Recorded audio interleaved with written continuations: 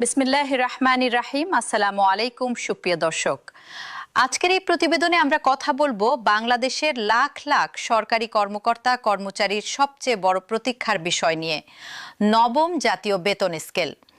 শুরুতেই একটি গুরুত্বপূর্ণ তথ্য জানিয়ে রাখি। অর্থ মন্ত্রণালয় সূত্র জানিয়েছে, দীর্ঘ প্রতীক্ষিত এই পে স্কেলের গেজেট এখন শুধু মন্ত্রিসভার চূড়ান্ত অনুমোদনের অপেক্ষায় রয়েছে এবং আন্তর্জাতিক মুদ্রা তহবিল IMF এই বাস্তবায়ন অন্তত 2 বছর পিছিয়ে দেওয়ার পরামর্শ দিয়েছে বলে অর্থ বিভাগ সূত্রে জানা গেছে। তাহলে কি সত্যি আগস্ট মাসের মধ্যে গেজেট প্রকাশ হচ্ছে, নাকি আরও পিছিয়ে যেতে পারে কর্মচারীদের এই দীর্ঘ প্রতীক্ষা?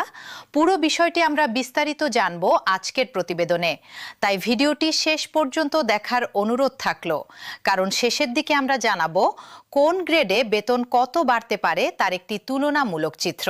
দীর্ঘ 11 বছর ধরে সরকারি চাকরিজীবীরা অষ্টম জাতীয় বেতন কাঠামোর আওতায় বেতন পাচ্ছেন। 2015 সালে সর্বশেষ পে স্কেল কার্যকর হওয়ার পর থেকে নিয়ম অনুযায়ী প্রতি 5 বছর অন্তর নতুন বেতন কাঠামো আসার কথা থাকলেও করোনা মহামারী এবং বৈশ্বিক অর্থনৈতিক সংকটের কারণে তা বারবার পিছিয়ে গেছে। তবে চলতি 2026 সালে এসে এই বিষয়ে সরকারি পর্যায়ে একটি বড় ধরনের তৎপরতা লক্ষ্য করা যাচ্ছে। সাবেক অর্থ সচিব জাকির আহমেদ খানের নেতৃত্বে গঠিত নবম জাতীয় বেতন কমিশন তাদের চূড়ান্ত প্রতিবেদন ইতিমধ্যে প্রধান উপদেষ্টার কাছে জমা দিয়েছে।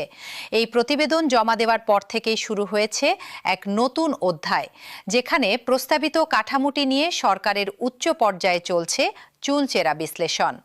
মন্ত্রিপরিষদ সচিব নাসিমুল গনির নেতৃত্বে গঠিত 10 সদস্যের একটি বিশেষ কমিটি কমিশনের সুপারিশগুলো খুঁটিয়ে খুঁটিয়ে পর্যালোচনা করছে, যাতে বাস্তবায়নের আগে কোনো ধরনের ভুল বা বৈষম্য থেকে না যায়। এখন প্রশ্ন হলো, নতুন এই বেতন কাঠামোতে ঠিক কি কি পরিবর্তন আসতে যাচ্ছে? কমিশনের সুপারিশ অনুযায়ী সরকারি চাকরিজীবীদের মূল বেতন সর্বোচ্চ 100% পর্যন্ত বাড়ানোর বিষয়ে আলোচনা চলছে। তবে এই বৃদ্ধি একবারে কার্যকর হবে না বলেই মনে করছেন সংশ্লিষ্টরা। দেশের সামগ্রিক অর্থনৈতিক সক্ষমতার কথা বিবেচনা করে ধাপে ধাপে এটি বাস্তবায়নের পরিকল্পনা করা হচ্ছে। শুরুতে 3 ধাপে বাস্তবায়নের কথা শোনা গেলেও পরবর্তীতে সচিব কমিটি সেই অবস্থান থেকে সরে এসে 2 ধাপে বাস্তবায়নের পরিকল্পনার কথা জানিয়েছে। প্রথম ধাপে মূল বেতন সর্বোচ্চ 50% পর্যন্ত বাড়ানোর সম্ভাবনা রয়েছে, আর বাকি অংশ আসতে পারে পরবর্তী ধাপে। এই 2 ধাপে ভাগ করে বাস্তবায়নের সিদ্ধান্তের পেছনে মূল কারণ হলো, একসাথে পুরো বোঝা রাষ্ট্রীয় কোষাগারের উপর চাপিয়ে দিলে তা অর্থনীতির জন্য ঝুঁকিপূর্ণ হয়ে উঠতে পারে। এবার আসা যাক তুলনামূলক বিশ্লেষণে। বিভিন্ন সময়ে বিভিন্ন প্রস্তাবনা সামনে এসেছে, যা নিয়ে সাধারণ কর্মচারীদের মধ্যে বিভ্রান্তিও তৈরি হয়েছে। প্রাথমিক প্রস্তাবে 3 ধাপে বাস্তবায়নের কথা বলা হয়েছিল, যেখানে প্রথম ধাপে সীমিত বৃদ্ধি, দ্বিতীয় ধাপে মাঝারি বৃদ্ধি এবং তৃতীয় ধাপে পূর্ণ কাঠামো কার্যকরের পরিকল্পনা ছিল। কিন্তু কর্মচারী সংগঠনগুলোর তীব্র আপত্তির মুখে এবং দীর্ঘসূত্রতা এড়াতে সচিব কমিটি পরে 2 ধাপের প্রস্তাবে স্থির হয়। অন্যদিকে কর্মচারী পরিষদের পক্ষ থেকে দাবি তোলা হয়েছে অবিলম্বে সম্পূর্ণ পে স্কেল একবারে ঘোষণা ও গ্যাজেট প্রকাশের পাশাপাশি অন্তর্বর্তীকালীন ব্যবস্থা হিসেবে 50% মহার্ঘ ভাতা প্রদানের দাবিও জানানো হয়েছে। এছাড়া টাইম স্কেল ও সিলেকশন গ্রেড পুনর্বহাল করার দাবি দীর্ঘদিন ধরেই আলোচনায় রয়েছে, যা অষ্টম পে স্কেলে বাতিল করা হয়েছিল। পেনশন সংক্রান্ত প্রস্তাবেও রয়েছে উল্লেখযোগ্য পরিবর্তন। পেনশন গ্র্যাচুইটির হার প্রতি 1 টাকায় 500 টাকা নির্ধারণ এবং শতভাগ পেনশন সুবিধা চালুর প্রস্তাব দিয়েছে কর্মচারী সংগঠনগুলো। আরেকটি গুরুত্বপূর্ণ প্রস্তাব হলো বর্তমান 20টি গ্রেডের সংখ্যা কমিয়ে আনা, যাতে বেতন বৈষম্য অনেকটাই কমে আসে। বিশেষজ্ঞরা মনে করছেন, গ্রেড সংখ্যা কমানো হলে নিচের সারির কর্মচারীদের সঙ্গে উচ্চ পদস্থ কর্মকর্তাদের বেতনের ব্যবধান কিছুটা হলেও যৌক্তিক পর্যায়ে আসবে। অবসরে যাওয়া কর্মচারীদের জন্য রয়েছে সুখবর। প্রতিবেদনে উল্লেখ করা হয়েছে, নতুন পে স্কেল বাস্তবায়িত হলে বর্তমানে অবসরপ্রাপ্ত ব্যক্তিরাও এর সুফল পাবেন। যদিও এই সুবিধা ঠিক কী পদ্ধতিতে দেওয়া হবে তা নিয়ে এখনও চূড়ান্ত সিদ্ধান্ত আসেনি। এখন আসা যাক সবচেয়ে গুরুত্বপূর্ণ প্রশ্নে, গেজেট কবে প্রকাশ হবে? জুলাই মাসের মাঝামাঝি সময়ে অনুষ্ঠিত পর্যালোচনা কমিটির ষষ্ঠ সভায় জানানো হয়েছিল অগস্ট মাসের প্রথম সপ্তাহের মধ্যে গেজেট প্রকাশের লক্ষ্য নিয়ে কাজ চলছে।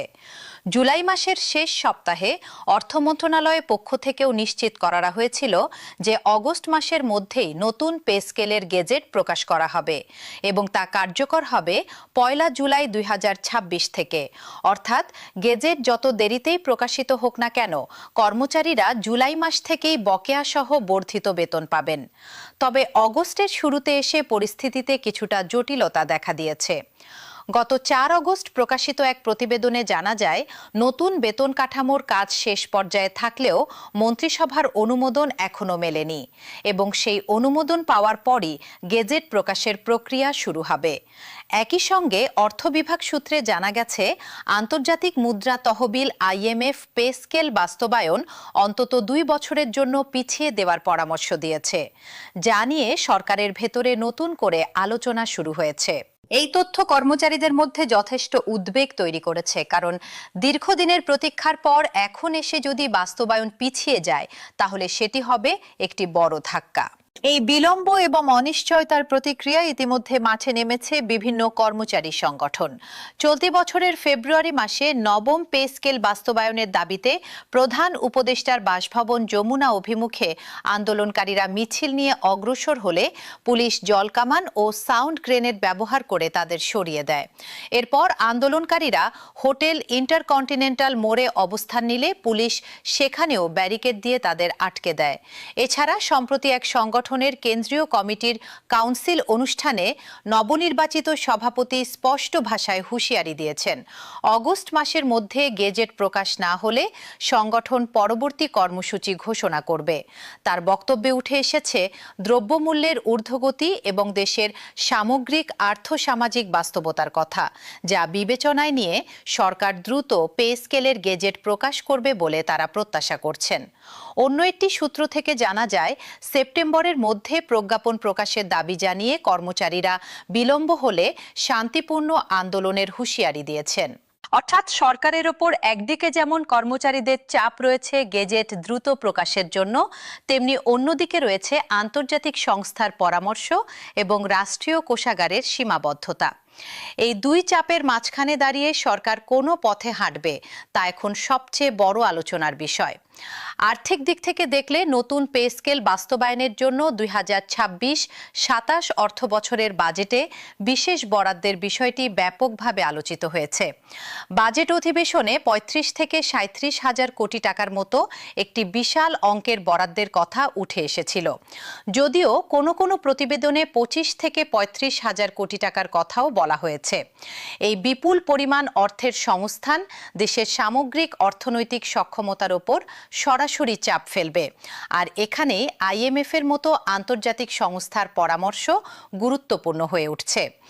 বিশেষজ্ঞদের মতে সরকারকে এমন একটি ভারসাম্য বজায় রাখতে হবে যাতে কর্মচারীদের প্রত্যাশা পূরণ হয়, আবার একই সঙ্গে সামষ্টিক অর্থনীতিতে কোনো বড় ধরনের ধাক্কা না লাগে।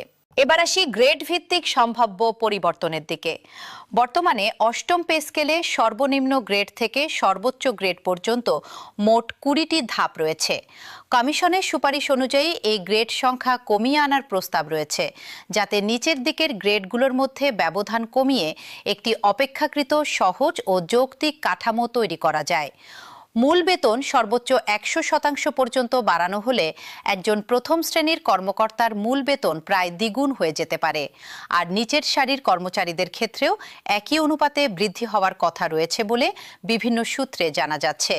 তবে চূড়ান্ত গেজেট প্রকাশ না হওয়া পর্যন্ত সুনির্দিষ্ট গ্রেড অনুযায়ী কোনো পদে ঠিক কত টাকা বেতন হবে তা নিশ্চিতভাবে বলা কঠিন।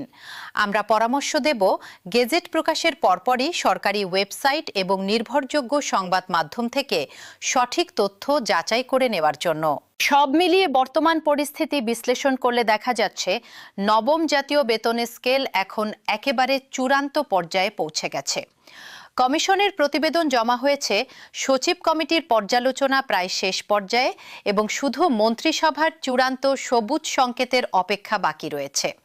তবে আন্তর্জাতিক মুদ্রা তহবিলের পরামর্শ এবং অর্থনৈতিক বাস্তবতা এই প্রক্রিয়াকে কিছুটা জটিল করে তুলেছে।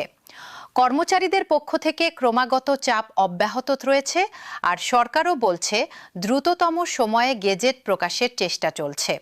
তবে যেটি সবচেয়ে গুরুত্বপূর্ণ এবং স্বস্তিদায়ক তথ্য তা হলো, গেজেট যখনই প্রকাশ হোক না কেন তা কার্যকর হবে 1 জুলাই 2026 থেকে, অর্থাৎ কর্মচারীরা বকেয়াসহ বর্ধিত বেতন ভাতা পাবেন। আমাদের পরামর্শ থাকবে, এই মুহূর্তে কোনো অনলাইন লিংকে ক্লিক করে তথাকথিত গেজেট পিডিএফ বা সম্পূর্ণ বেতন হিসাব ডাউনলোড করার প্রলোভনে পা না দেওয়ার জন্য, কারণ অনেক ভুয়া ওয়েবসাইট এই সুযোগ নিয়ে বিভ্রান্তিকর তথ্য ছড়াচ্ছে। সরকারি কোনো ঘোষণা এলে তা সরাসরি অর্থ মন্ত্রণালয় এবং জাতীয় বেতন কমিশনের অফিসিয়াল সূত্র থেকেই নিশ্চিত হয়ে জানানো হবে। আমরা প্রতিনিয়ত নজর রাখছি নবম পে স্কেলের প্রতিটি আপডেটের ওপর, এবং যে কোনো নতুন ঘোষণা আসা মাত্রই তা নিয়ে হাজির হব নতুন প্রতিবেদন নিয়ে। তাই চ্যানেলটি সাবস্ক্রাইব করে রাখুন এবং নোটিফিকেশন বেল আইকনটি অন করে রাখুন, যাতে গ্যাজেট প্রকাশের মুহূর্তেই সবার আগে সেই তথ্য আপনাদের কাছে পৌঁছে যায়। আপনার কোন গ্রেডে চাকরি করেন এবং নতুন পে স্কেলে আপনার প্রত্যাশা কি, তা কমেন্ট বক্সে জানাতে ভুলবেন না। ভিডিওটি ভালো লাগলে লাইক দিন এবং প্রিয়জনদের সঙ্গে শেয়ার করুন, যাতে এই গুরুত্বপূর্ণ তথ্য সবার কাছে পৌঁছায়। আজকের মতো এখানেই শেষ করছি। ভালো থাকুন, সুস্থ থাকুন।